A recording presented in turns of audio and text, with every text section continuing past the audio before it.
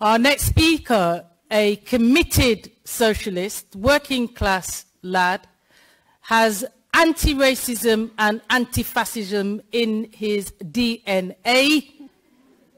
Our next speaker, the next Chancellor of the Exchequer, John Mcdonnell. Thanks, comrades. Thanks.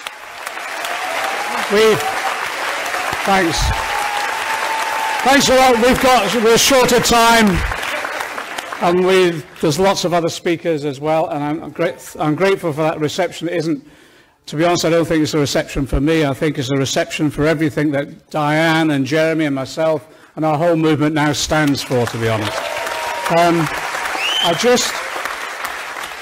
I just quietly want to say a few things about where we go from here. And I haven't been able to be at the conference all day because I've been in constituency activities as well.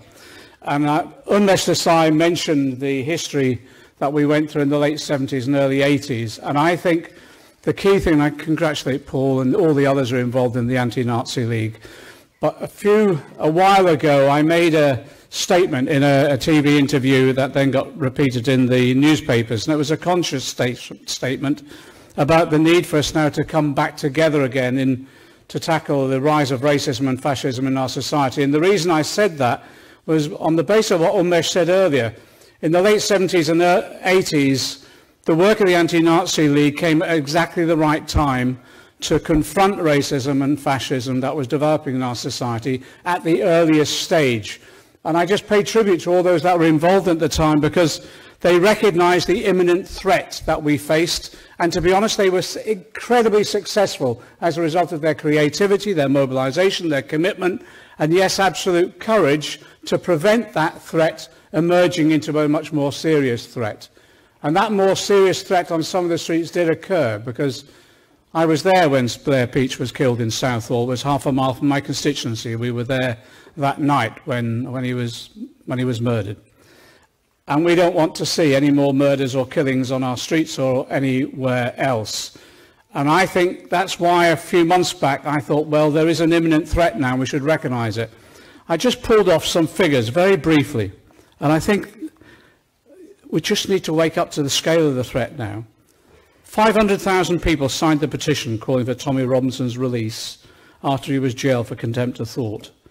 There were at least 15,000 that mobilised in Downing Street to protest against his jailing. Britain First has a following of 1.9 million on Facebook compared to just over 1 million for Labour on our Facebook. 3 out of the far-right activists with the biggest online reach in the world are British. 28 far-right sympathisers were arrested and or convicted of terrorist offences or violence offences during 2017. The police have now made it public that they've foiled since 2017 4 far-right criminal attacks, according to London's Assistant Police Commissioner Mark Rowley. There was a 17% increase in recorded hate crime last year, almost 100,000. 40% increase in religiously motivated hate crime, with Muslims as 52% of the victims. There was a large rise in hate crime following the vote to leave in 2016, as we know. And the Football Lads Alliance secret Facebook group includes posts by members calling for Sadiq Khan to be hanged, Diane Abbott to be run over, and claiming Finsbury Park mosque attacker Darren Osborne was right to plot to kill Jeremy Corbyn. And the Jewish Community Security Trust figures show anti-Semitic incidents at an all-time high. 1,308 incidents last year, 34% increase. They're just some of the stats of what we're facing. And that's why today is so important. You'll put this in your diaries and your memoirs, because today is important because this is coming together, us recognising the scale of that threat and what we've got to do about it. We cannot allow this to grow within our society. Harold Lasky, who was the chair of the Labour Party after the Second World War, said fascism in this country won't come with some marching dictator in a uniform. It will come as a result of this sort of activity, this conservative authoritarianism, these individual attacks on individual civil liberties, the purveying of fear within our society, so people are frightened of standing up against these threats. And that's where we're at the moment. And we know why we're here. We know why we're here, because every time there's a recession, capitalism goes into its periodic crisis, the opportunity arises for the right then to mask that crisis by blaming it on some minority that they'll attack, whether it's Jews, blacks, Asians, or whoever. And that's the traditional role of the right and the fascists within our society.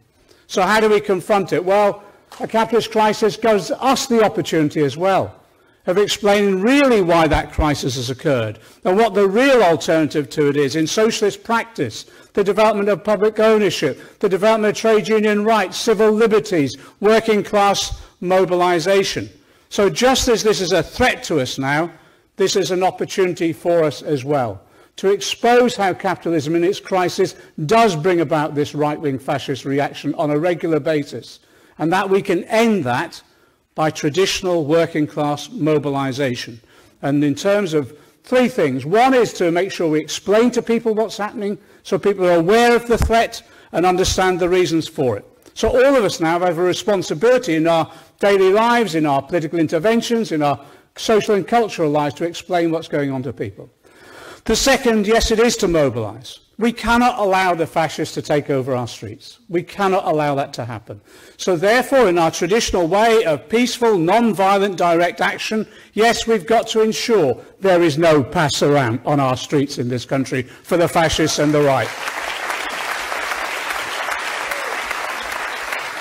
And thirdly, yes, let's learn the lessons of the Anti-Nazi League, because one of the most effective ways of explaining what's happening in mobilizing and motivating people was that cultural struggle that went on. The use of music, dance, literature, plays, drama, all of those aspects of our cultural life. So we hegemonized the whole debate, our societal debate about what's happening within our society as a result of the capitalist crisis, but also as a result of this mobilization of the right. So all of us now, I think, have a responsibility to do that. And I repeat really in conclusion the message that's coming through in every discussion that has taken place in recent months. We cannot allow our movement anymore to remain sectarian or divided in any way. And that's why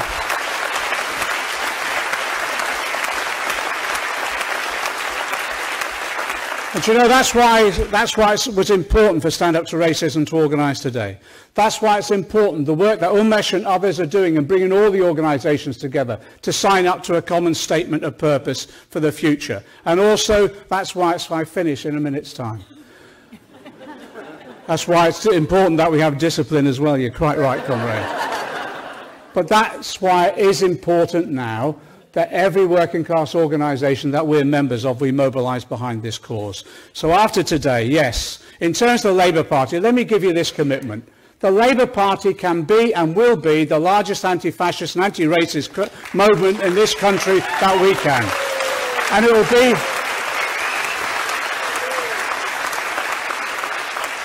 will be the role of every Labour representative to be at the front of this campaign in every form we possibly can as well. But also, it's been mentioned, we need to go back to our trade unions now. Every trade union now needs to mobilise on this basis as well. And every civil society organisation that we are members of or participate of as well, bringing them together. We're going now to launch the biggest anti-racist and anti-fascist organisation and movement that we've seen in decades in this country. Why? Because the threat is so great. But I tell you this now, and I'm not being sectarian, I think the most political advance that we can make is whenever that general election comes, and I say to the Tories, as we've all said, bring it on, because I want an anti-racist and anti-fascist in number 10 in the form of Jeremy Corbyn. Solidarity.